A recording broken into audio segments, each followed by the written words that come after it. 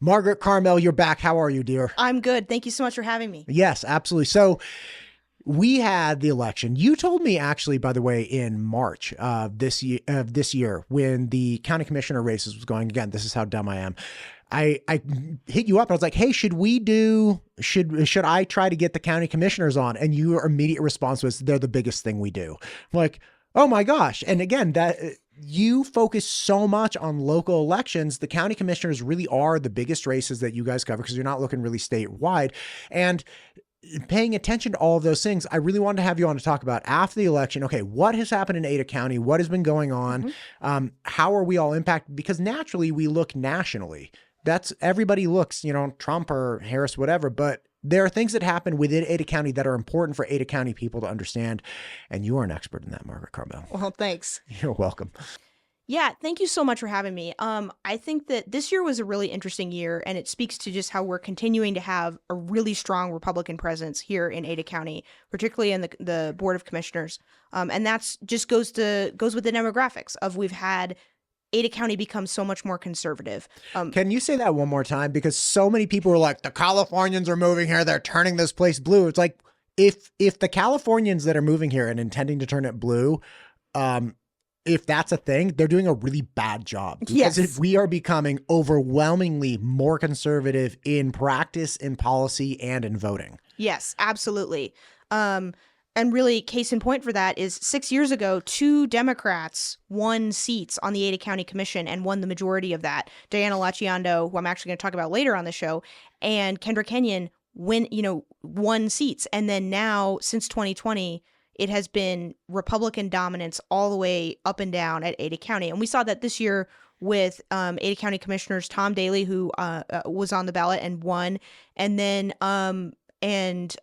Commissioner Ryan Davidson. They both had decisive victories over their Democratic challengers, and the board is going to stay the same. And then Rod Beck, who was not up for re-election, is going to likely stay the board chairman, and it's just going to be status quo of a Republican leadership. And those seats represent the whole county is voting for those 3 seats, and they run all sorts of important things.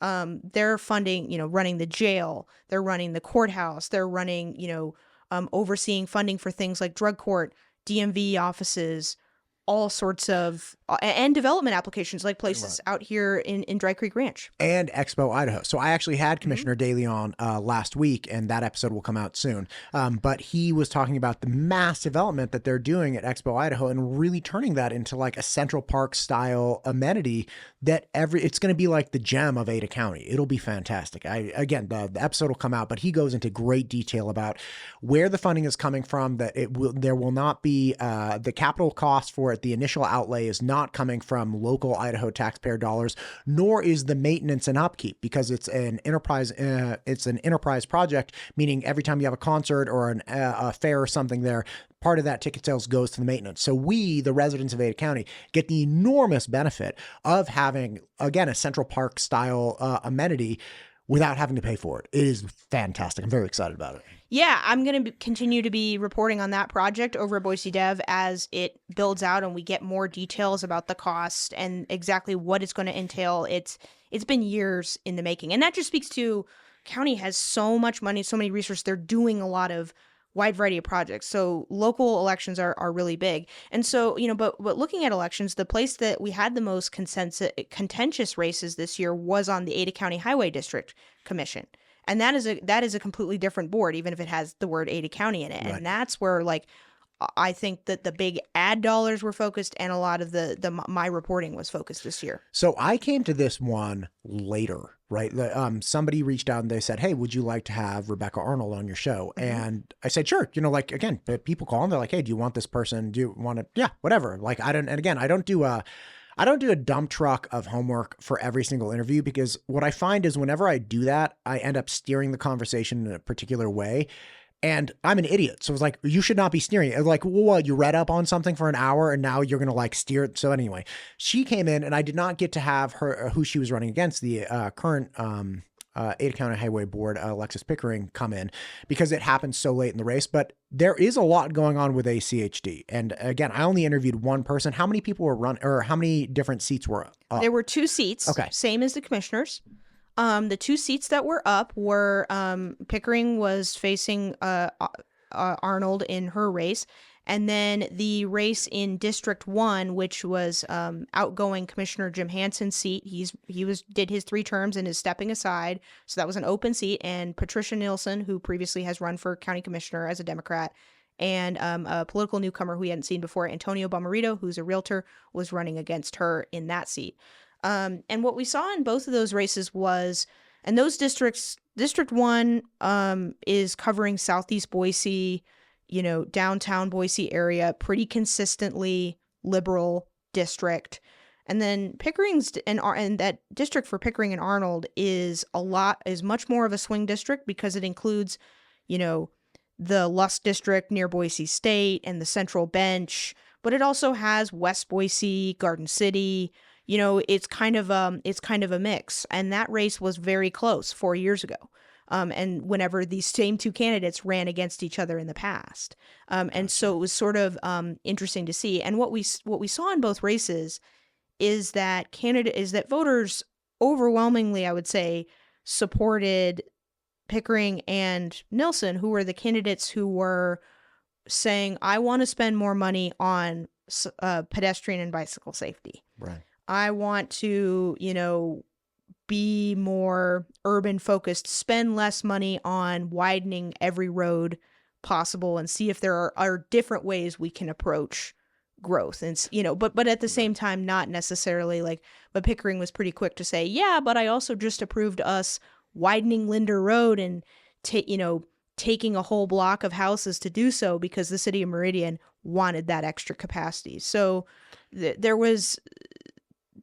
were wanting a different approach. Whereas, Rebecca Arnold, who is also our current Ada County assessor as a Republican, she was on that board for 16 years. And, she has been really critical of Pickering especially, and just the direction of ACHD since people who want that diversity of transit option majority came into power is saying, hey, you guys are being impractical. You need to widen more roads. You need to not be spending as much money on bike projects and pedestrian projects, and actually think about the people who commute in and out of downtown Boise on State Street. She really had a lot of criticism of the ACHD's decision to redesign State Street.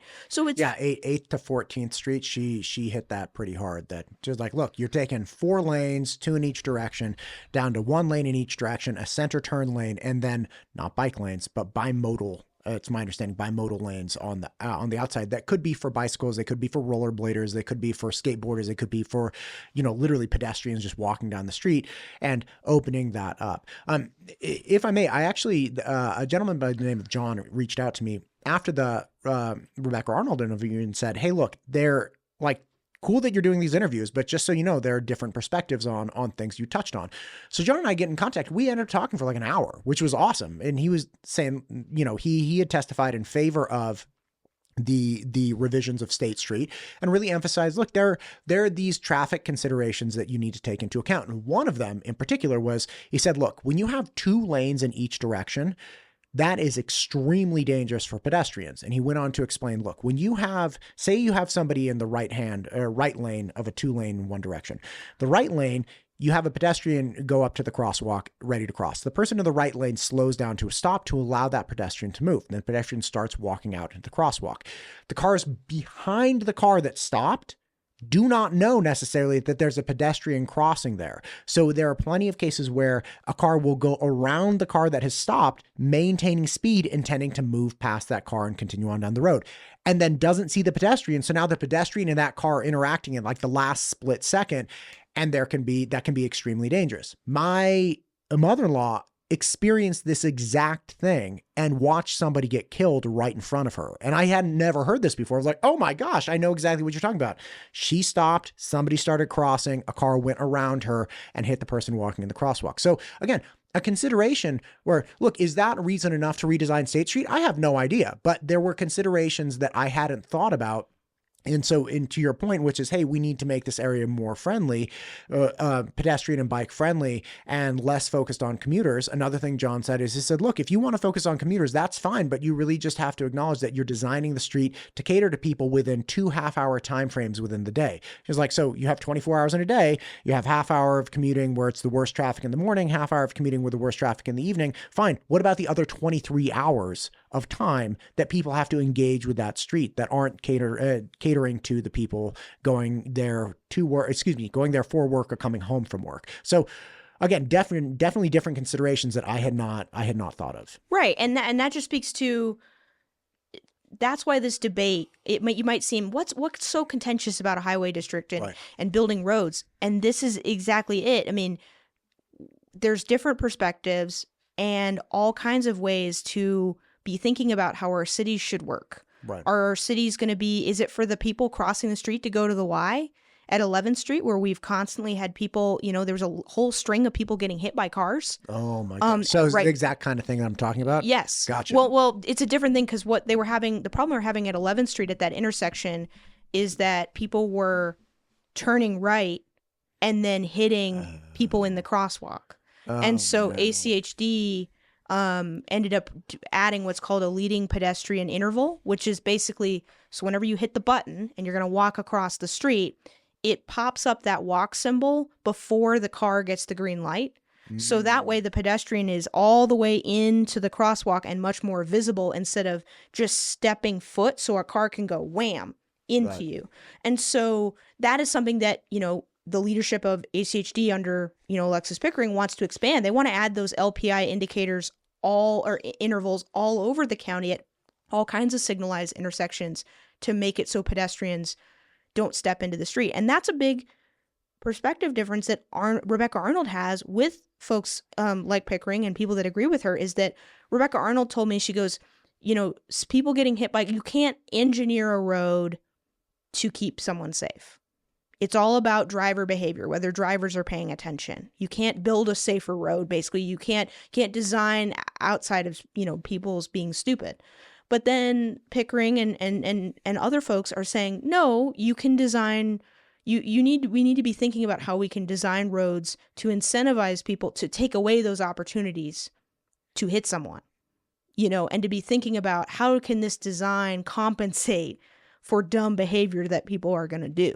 What about one thing that, and again, I heard her say that, I'm like, yeah, I can see both sides. Okay. Because one side that I could see also is I've seen crosswalks where when somebody hits a button, and then of course the crosswalk starts engaging, there are lights lining the crossing area, right? Yep. So if somebody's, say even you have two lanes going in each direction, and people can't necessarily see around a car that has stopped, but you have, like a pedestrian sign that's flashing where somebody's crossing, and then you have lights embedded into the street that are also flashing. So you have all these physical indicators saying like, hey, somebody's moving here, and you don't rely exclusively on the observation of the individual moving. It's like, no, you're moving, yeah, and they can see you, but then they can also see all this other stuff happening to indicate, hey, something's happening here, pay attention. So like that has to be something that is designed and engineered in a street or paid for in a street. I don't know where that falls in as far as the terminology is. Like, is that street design, or is this like driver deterrent, or is whatever it might be? But that has to be something that it's like, well, you could install these things. That helps too, right? Yeah, and again, my role here is to just report on what this debate is, and that's the tension. And voters made a decision in this race. We're going to stick with Pickering, and we're going to stick with the direction things are going. Pickering had a lot of people out there knocking doors for her. She outraised Arnold by quite a lot. Yeah. But in this race, and this was a big deal, because if Alexis Pickering lost her seat, that would tip the majority of this board back to folks that are, on Arnold's side of all these debates. No, we should be widening more roads. We shouldn't be focusing on these street redesigns for pedestrian safety. We should be not redesigning State Street. It would change direction of the board, and so there's a lot of eyes on this, and that's why there was a ton of PAC Political Action Committee spending on this. Okay, now I expressly want to talk to you about this. So we, in the primary, we saw a bloodbath of outside funding towards attack mailers. Chuck Winder saw 12-inch stacks of mailers going out. So did Mike Moyle. All of these, there seems to be a flood of PAC money coming into the state to start to start influencing elections. You actually write columns about these mailers. Talk to me about what you've seen in the last couple of years as far as the quantity of mailers, the money spent, all of this. Well, I don't typically cover the Republican primary as closely as some other reporters do, but you're correct. We have seen a ton of outside money, particularly from groups that are aligned with, outside conservative groups who maybe feel like they don't live in the state, but they feel like, hey, this legislator isn't as conservative as we want them to be. We're going to try to get him out. And I think that was bewildering to Idahoans who know Mike Moyle and go, no, he's pretty darn conservative. Right. And that was kind of something like, and that tension, and, because outside folks are not going to know these candidates, as well as local people. And we've particularly seen a lot of money associated with groups that want to tip the legislator to support school choice vouchers, which would essentially allow, families to, if they pull their child out of public school, to use that money that otherwise would be going to that public school at a private school. Right. And there's a big debate nationwide, particularly in conservative states, if that's the right approach. To be having, I think the way Speaker Moyle refers to it is having the money follow the kid. Yeah. Money follow the kid. And that's been a big target of a big issue. And so we see particularly, and sometimes that money will come to local races. This year, in this ACHD race, we saw a mix of outside money and money inside the state. It was not purely all outside money. So for Rebecca Arnold and Antonio Bomarito, they got a big boost. Neither of them, came close to raising the money that their opponents did, but they got a big boost from, the PAC associated with the realtors. They were spending, PAC spending was tens of thousands of dollars in this. I think it topped over $100,000 for the race. And relative to other races, is this more than usual? You think about a highway district seat. This is a small local race. This isn't a mayor's race. This is not a commissioner's race. Yeah, but Margaret, you're forgetting. I'm an idiot. I don't know. You're not. How much? We are all about self-positive talk on this program. I'm not about self-positivity. I'm about self-improvement. That's what I'm working on. So educate me. When you're saying this is not this race, this is not this race, what does that mean? Normally, would we only see $100,000 spent on something like a large mayoral race, or is that those go to $1 million, or what's the relativity here? So mayor's races, it depends if they're really competitive or not. But yeah, it's typical to see tens of thousands of dollars people spending on ads, for mayor, particularly the 2019 mayor's race in Boise attracted a lot of spending, massive TV buys. Once you're buying TV ads, that's going to jack the price up. Right. Or you're sending a ton of full color mailers. You're producing videos for social media. Videos coming out left and right. I love watching the arms race. Okay, and this is a little off topic, but I love seeing the ingenuity of getting people's attention and trying to communicate with them, and the amount of effort that goes into it. We're also experiencing this mass transition from communication 1.0 to 2.0, which is 1.0 is mailers and websites, and 2.0 is getting in people's faces with videos that are popping up on Instagram. It's just wild. This is going to be lit. Yeah, it's interesting in trying to get, and particularly in local races, you're not just trying to get someone to vote for you. You're trying to get them to know you exist. And, because if we were to do man on the street, and be like, hey, do you know what the Ada County Highway District is? I think people are like, yeah, I think so. Can you name your commissioner? No. And so really oftentimes these candidates are trying to not only get you to vote, but they're trying to be like, don't leave my question blank Yeah, right. on the ballot. And so in this race, we saw a lot of spending from the realtors, and usually the realtors and the home builders are really big factors in these local races, because who makes decisions on growth? Who decides to approve subdivisions like Dry Creek Ranch and Avamore and all these things? It's the city. It's the Highway District Commission. Who's deciding what our neighborhoods look like? It's not President Donald Trump. Yeah, right. Right. It is the folks here, in Eagle, on ACHD, on the Ada County Commission. And so that's why those people that are in, sort of the industry around growth and development are focused on these local races, and they spend big. So the realtors were sending out all kinds of mailers, doing social media ads, I think, supporting Rebecca Arnold, supporting Antonio Bomarito, being like, hey, these people, they want to address growth. They want to widen roads. They're competent, boosting them up, right? Sure. And then we also saw a PAC called Safer Streets and Families that was newly created this year, affiliated with former Democratic Ada County Commissioner Diana Lacciando, sending out negative mailers against Rebecca Arnold.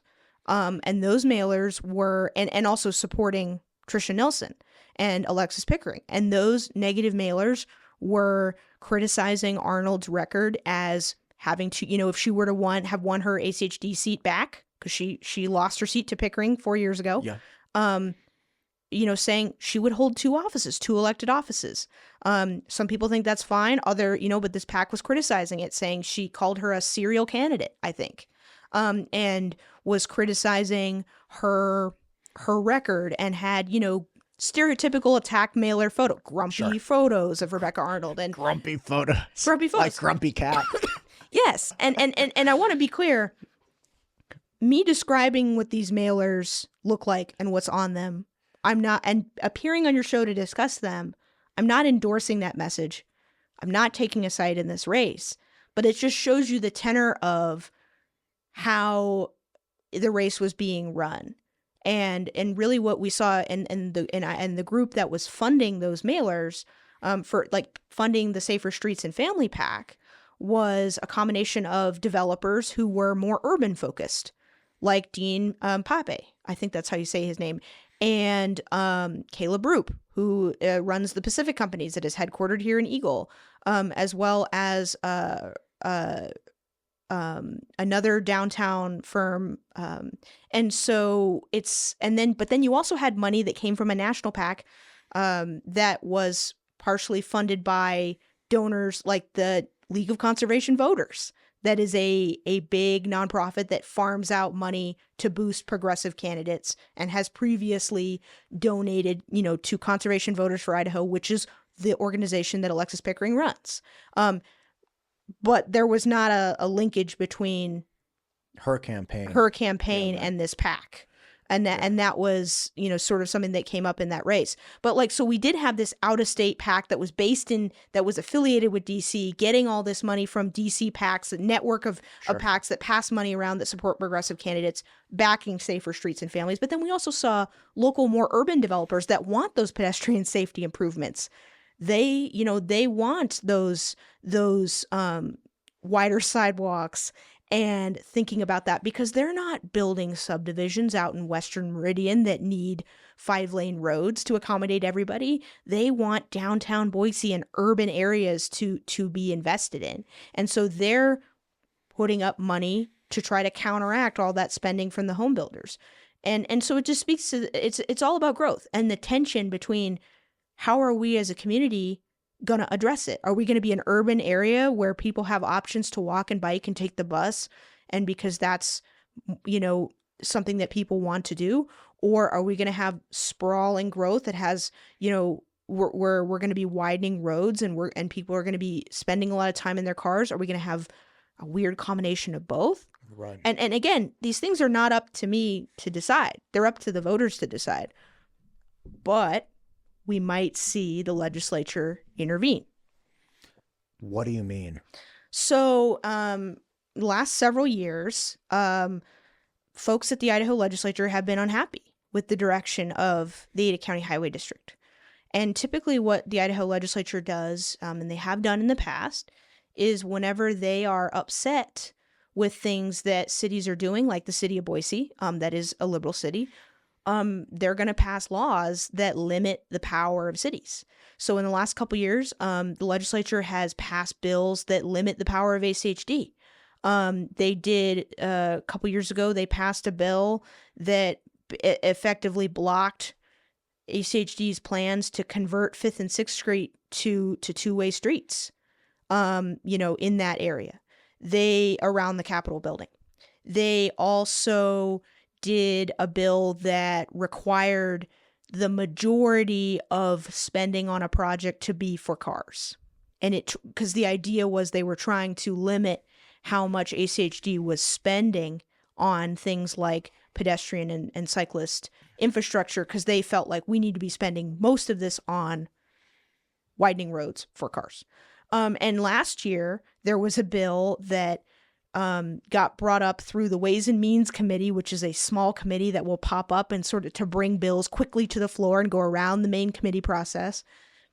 That was brought by Representative Josh Tanner, who's from here in Eagle, that would basically wipe out everyone who is elected to the board completely and make the seats partisan. They're nonpartisan right now.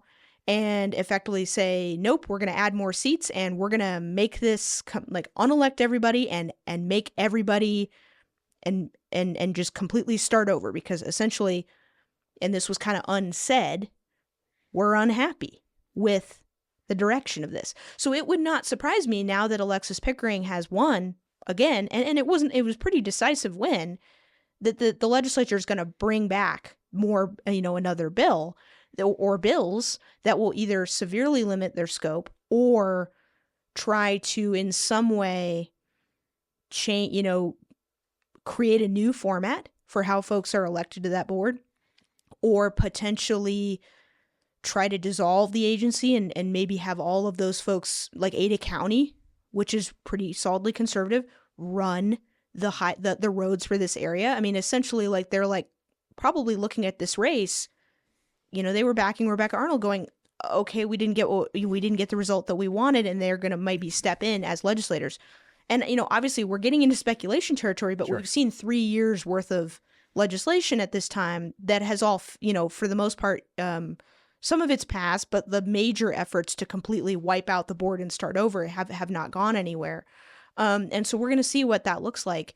And depending on what happens, that could set up a legal battle. Again, we don't know. This is going to be wild. So exciting. What I wish, this is the problem with something like this. ACHD is so impactful in our everyday lives, right? It's impactful in our neighborhoods. There's a horrible intersection at 55 and Dry Creek Road. That's just terrible, right? In fact, the day after, Rebecca Arnold came out and I asked her about it. And again, just in her interview, I'm like, hey, I don't know if this is something that has been on your radar or whatever. And she left the interview and went to Dry Creek Road and made a left onto 55 to head south. And she texted me later that day saying, oh my God, that's a death trap. That is the worst, horrible left turn. You're going from a dead stop, making a left. And anyway, this big thing. And the next day, there was this mass accident at that intersection. So here's something that deeply affects, my everyday life and other people's everyday lives. Anybody coming out of Hidden Springs, coming to 55, this is a really dangerous area. And we don't know anything about it, right? We don't know anything about ACHD. I remember when I got introduced to ACHD was Mary May. And because I just saw these, Mary May signs for ACHD, and then Mary May became a city councilwoman of Eagle the next year. But I didn't even know what ACHD was. And this was, obviously a couple of years ago. And even now, understanding more of it, it's explain to me why you want to make these roads two-way. Explain to me what the vision is about this thing. I had a Valley Regional Transit. A gentleman came in after I had spoken with Sebastian Griffin. There it is. And city councilman of Nampa, because he's very critical of the Valley Regional Transit stop. I think it's the 41 route that goes all the way from Caldwell through Nampa, Meridian, all the way through. And the gentleman from VRT came out and we did sit down and he did explain the vision and what they were doing and where their funding comes from, and did say that they get about 4,000 Nampa-centric people per year using that 41. Well, do the math, and that goes out to just over 10 people per day. And that's one-way trips, right? So that's somebody either getting on in Nampa or getting off in Nampa. So you could boil it down to about 5 to 7 people if you were doing round trip tickets, 5 to 7 people utilizing that function for Valley Regional Transit. Now, look, if the city of Nampa and the city council and if all of these cities want to support that bus line, that's great. Like, have at it. And if all the cities say we don't want that bus line, that's great. Have at it. I don't care. Just like you with the like, hey, I'm just reporting what the mailers are. But people should know this. And I think ACHD is one of those agencies where people don't understand. It's very hard to understand traffic engineering and the broader picture of transit in this valley. And it's so easy to criticize without having any of the other information. And again, I don't know if the 8th to 14th Street is a good idea. I'm not saying I do. But when the individual explained to me, it was like, well, look, 2-way, 4 lanes, 2 ways in both directions, very dangerous for pedestrians. Instantly, I'm like, oh, yeah, that makes perfect sense. ACHD needs to come and talk to me. I would love to understand more of what they're doing and why they're doing it, because then the residents of this area would have a better understanding of what's going on. And more information, you can make a better informed decision with elections like this. Well, and I'm about to scramble your brain a little bit and make this even more complicated. I can't wait, go. So the intersection with Dry Creek Ranch and 55 is actually not ACHD's responsibility because Highway 55 is a state highway. Oh, right. So, right. Actually, there is a traffic light that is planned for that intersection that ITD has approved. We're just waiting on it to be built by Boise Hunter Homes, which is the developer of Dry Creek Ranch. I've actually gotten questions about it. When is this traffic light going in? And I have not heard back from Boise Hunter Homes yet about that. So I actually don't have an update. But that's something that's more complicated is people go, oh, okay, so transit in Ada County is weird. So my city of Boise, I know that. They're not in charge of the roads. So I need to go to ACHD. And then they go to ACHD and start complaining about Broadway Avenue. Or they start complaining about Front and Myrtle. And ACHD goes, actually, those are state highways. Okay, so we have... Okay. Are there any roadways that a city is responsible for, like Boise? There is 2 blocks of 8th Street that the city of Boise controls. So those 2 blocks where there's no cars in downtown Boise and you just walk in the street. Yeah. That the reason that is the way that it is because the city of Boise controls those 2 streets. Okay. So Matador and those other spots. Okay, fantastic. So that's the city of Boise. Then what is ACHD? Like, is there a hodgepodge of ACHD and the state highway system throughout the city of Boise then?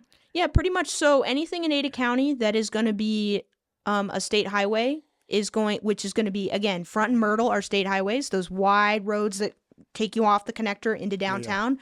Broadway, 55 here, 55 Eagle Road, that is run by ITD. So there's all these debates about what should the speed limit be on Eagle Road. Because people have been hit, there've been accidents. It's a wide road where people drive really fast. Yeah. And it's ITD that is debating that stuff. Okay, who's responsible for Dry Creek Road then? Is ACHD. That okay? So this is literally an intersection of ACHD and ITD. Correct. Oh my gosh, it's great. And so anything that's not a state highway is going to be an ACHD, responsibility. Gotcha. And so you're going to see pretty much everything else. Other than those state highways. And if it's state highway, you'll look on your Maps app and it will have usually a number like 55 coming up here to Dry Creek. And it will have a little Idaho symbol and the number. And that's how you know it's going to be a state highway. But basically everything else is going to be ACHD. So right now downtown Eagle is getting tore up. They're getting streetscape. They're getting upgrades. Oh yeah. It's all kinds of snarls where people are trying to go around. That's an ACHD project, and it's been a long time coming. Eagle has been really upset with ACHD for years, feeling like they're not getting the love that they want for projects. So now that project is getting built. That's an ACHD project. Other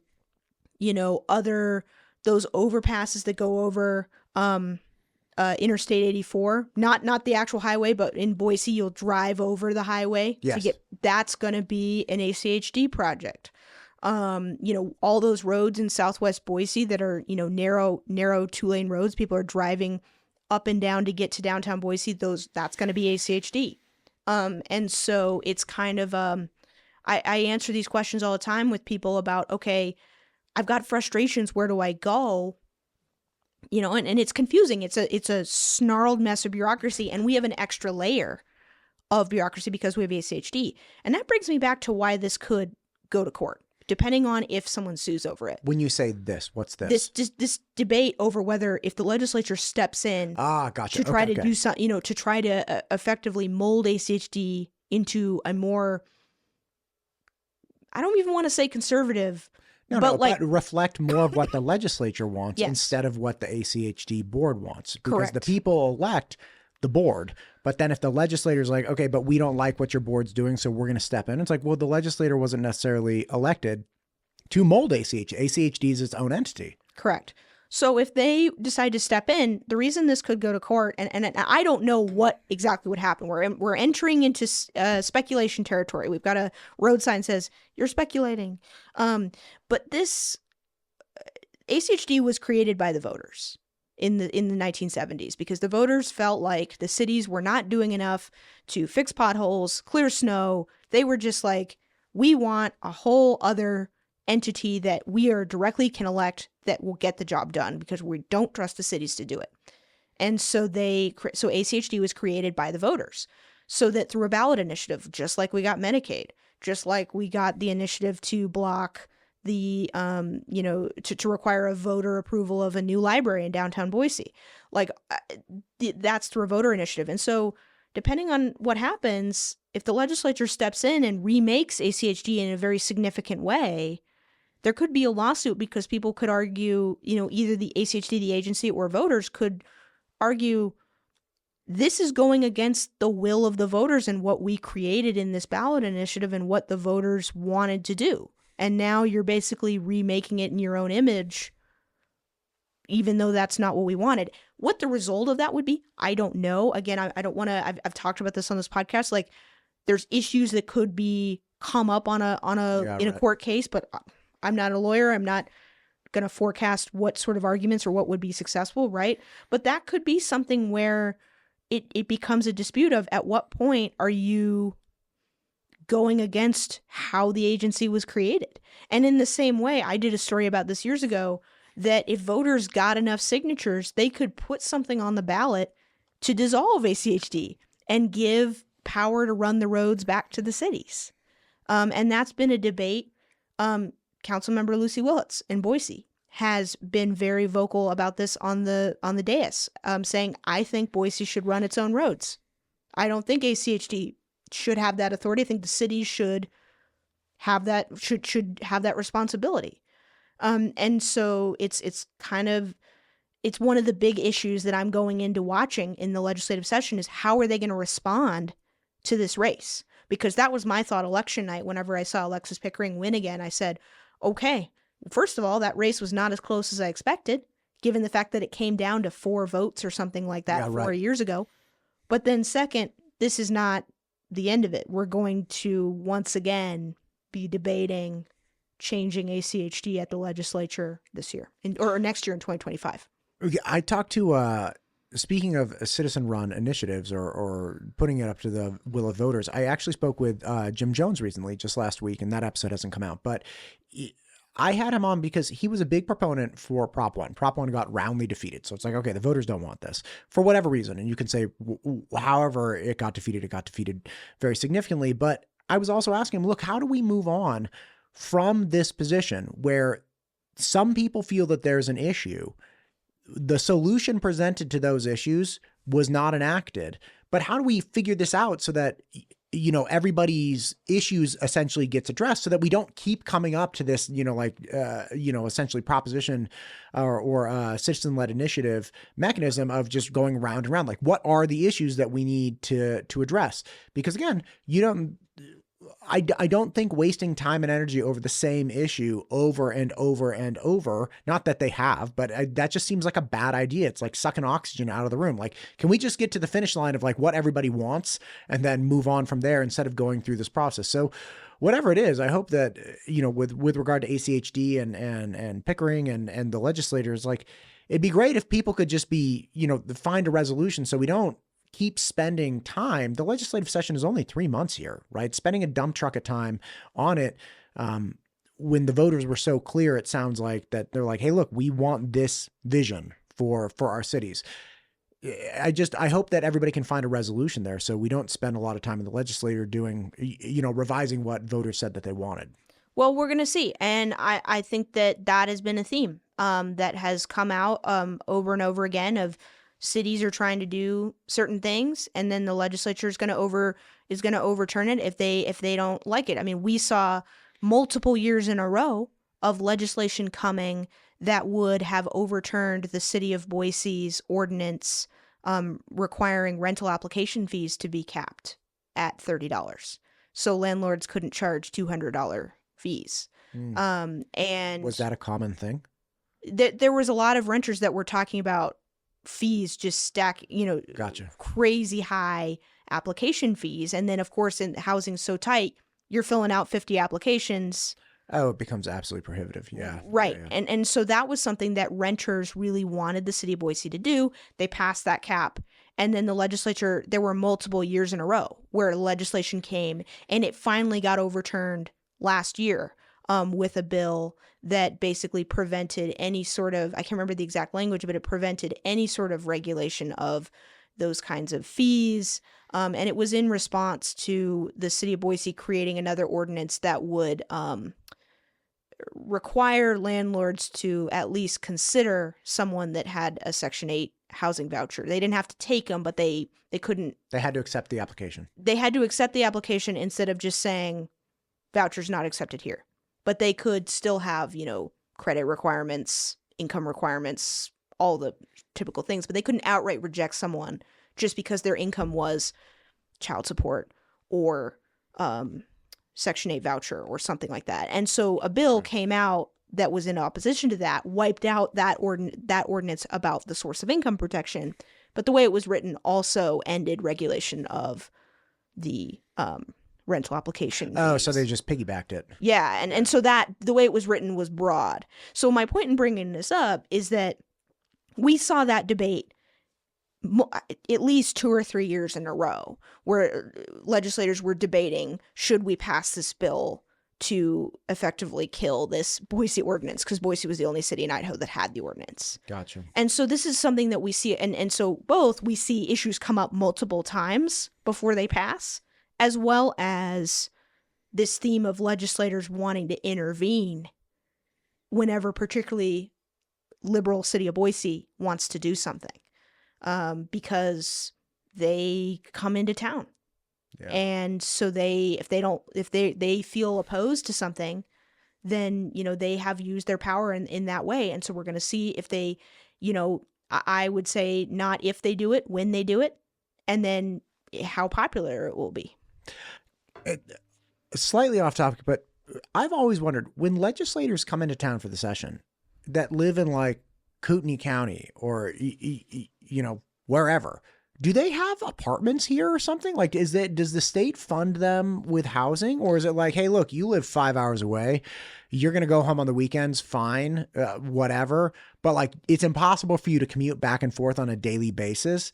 So you're going to have to pick up that bill yourself. So the way it works is that, I'm really glad you brought that up, because the way it works is that legislators are paid they have a salary that they're paid as to be part-time legislators, but they also get a per diem, which is going to cover their housing costs.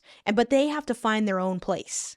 So they're going to be responsible for finding an apartment, or a room or something to rent to live in for the week. And actually the reason that is so interesting is that came up when they were debating the rental application fee ordinance issue. Because legislators, I remember, at least, 1 or 2 legislators going, look, I'm conservative, I'm super conservative, so I don't necessarily love the idea of this, but I have totally had issues where I want to apply for an apartment and a landlord says, well, that'll be $60 and I won't even let you see the place until you pay the $60. And that was something that City of Boise's ordinance also addressed, which required landlords to not, you couldn't advertise a place that was already rented, because there was allegations of landlords posting listings and then saying to see it, you need to pay $60. You pay it, and then the lease is, they've already signed the lease. Signed a lease. Oh my God. We're in the wrong business, Margaret Carmel. Like, we should be in the fake, housing business. Right. And that was a criticism that renters had, was like, well, darn, I'm paying all this money and I'm not even getting, like, is my application even getting looked at? There's so many people. Right. And when did this lease get signed? Did you actually functionally accept my application and take my money after you had already signed a lease and a deposit was in place? And then it was way more than, and it was, beyond that $30. And that was what Boise's ordinance was responding to. So there were legislators that were like, so finding housing here is hard. And I have had to pay these crazy fees and definitely paid money that I probably shouldn't have paid. And I see, maybe they see the problem. They see the problem. And, and they were like, man, I don't know. And that was something that came up because it was affecting them. Because whenever they're in town, they're Boise renters. But I can't imagine, like, what's the supply of Airbnbs for the legislature? Like, because look, say I'm a legislator and I'm not, and I live far away, which I don't. And I'm like, okay, I need 5 identical shirts, because that's how Matt rolls. 5 identical shirts, 5 identical, maybe I'll switch up the ties. I don't know. I'll get fancy socks. My point is, like, I have my uniform, okay? And I have to wear this uniform and be at the Capitol at 7 a.m. 5 days a week, and then I can go home to wherever I live, whatever. Do I go hotel? Am I living out of a hotel for 3.5 months? Or do I like, hey, you want to like bro it out and make like a frat house with, like, let's get an Airbnb with 2 bedrooms and like, you can come with me, and you're like, well, but like, you would need a huge stock of these things. Cause I mean, you have, how many people come into town? Like over 100, right? Yeah. And I assume some of these people have staffers that they work with closely, right? Perhaps in the off years in their areas. So those people come in, presumably, not all of them, right?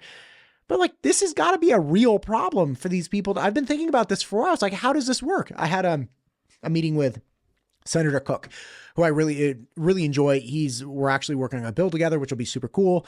And he was just in town for like 2 days because he lives like 4 hours away.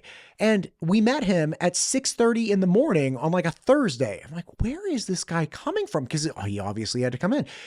It just seems like a real big ask. I was also thinking about it recently because of that, because of the salary increase that people were getting. Yeah. And people were very upset about it. I'm not saying it's right or wrong, but just thinking about the life I would have to live away from my family, theoretically living out of a hotel or some Airbnb, that's not an easy thing to do. And then taking, flack for every single decision I make from one group or another. It's like, wow, this is not an easy job, especially if you don't live in the area. Like if I'm just commuting 25 minutes, okay, that's one thing. But if I'm gone from my kids and my wife, like, I think there should be some compensation. And again, I don't know if the 40% increase is appropriate or not, but that's a thing.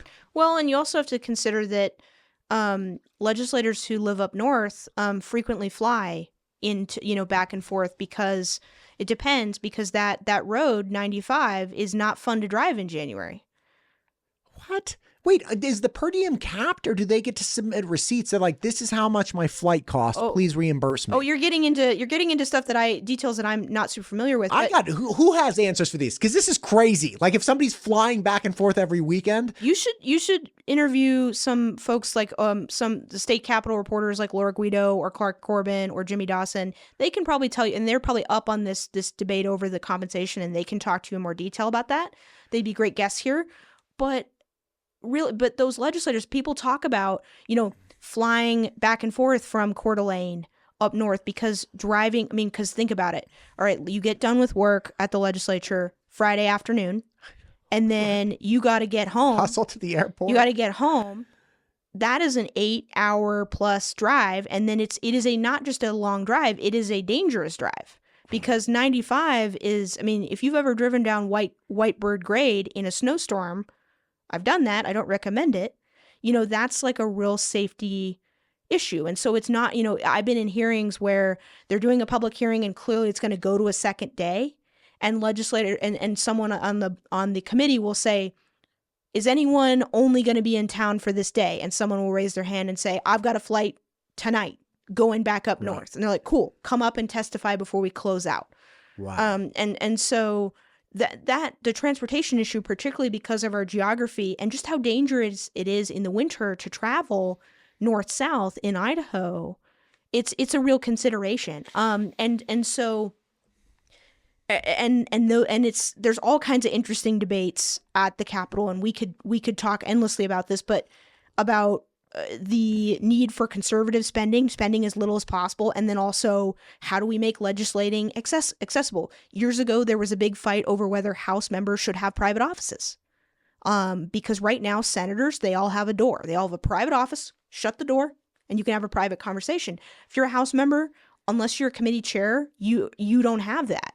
That's why you've got a cubicle that you're sharing with other legislators, or you're meeting in the hall, or I have had meetings in all kinds of crazy places in the Capitol because House members don't have, unless you're a ranking member, they don't have a private place to go. And so there's tension there, where folks were like, yeah, I think we should spend the money. Because people we all deserve to have private meetings with our constituents and get to do the work that we want to do instead of on display in front of everybody. Right. But then there's the other argument, which is, no, we should not be spending this money to renovate the wing of the Capitol, to change the layout and do all of this stuff, because we, one, don't want to spend the money. And then there's also, there was a tension with the treasurer's office because they needed office space. And so there's only so much space in the building. And so that goes back to the same issue of balancing the need of, we want to be responsible with taxpayer dollars, which Idahoans love to do, or we need things to be accessible for people. Right. And then also there's the concern about, well, if we pay people more and we give them a private office and all this stuff, then we're going to have a full-time legislature. They're never going to want to go home. And that is, you get professional politicians. And that is something that people in Idaho have come out and said, we want our citizen legislature. We want citizens. And then you're saying, okay, but in order to be a citizen legislator, citizen implies maybe that you're then you need someone who can step away from their job for 3 or 4 months. You need gainful employment that's flexible to the nth degree. Right. And so again, it's not our job to decide these things, right? But it just speaks to the tensions but weighing on both sides of all of these debates. God bless him, though. As a younger person, I was like, why can't we all get along? And now, as an older person, middle-aged person, I so appreciate the tension, because the tension yields better results for everyone. And that's one concern actually that I have about Ada County getting more conservative. It's like the county I moved from was way more on the other side. It's like the same imbalance was represented, but again, on different ends of the spectrum. And my concern is always, hey, we need tension. We need both parties at the table. And the second we go to a mono party, be that conservative or liberal, that's when I start getting worried, because it's like, okay, well, hang on. If we're a mono party, that means we're not going to have the appropriate tension and the appropriate back and forth and disagreements that yield better results and better fixes for things. So it is a concern that I have Rod Beck made a great point, and asking Hiram Erickson in the Prop 1 debate, he's like, what policies do you dislike? And he said this over and over. He's like, what policies are coming out? And Hiram was like, well, first off, I can't articulate every single policy that's happened since we closed the primaries in 2012. And, this should be a thing there. We can identify what people don't like and work towards an appropriate solution for those. And again, as policies come out that people don't like, I hope there's enough tension and I hope there's enough voicing on both sides for us to be able to resolve those issues, instead of, a portion of the population being misrepresented. In other states, it's conservative people that aren't represented. In this state, it's liberal people that aren't represented. Imbalance of representation, excuse me. That's because I don't think that's like, I've had Representative Mathias on several times. He's a Democrat in District 19. I really enjoy the guy.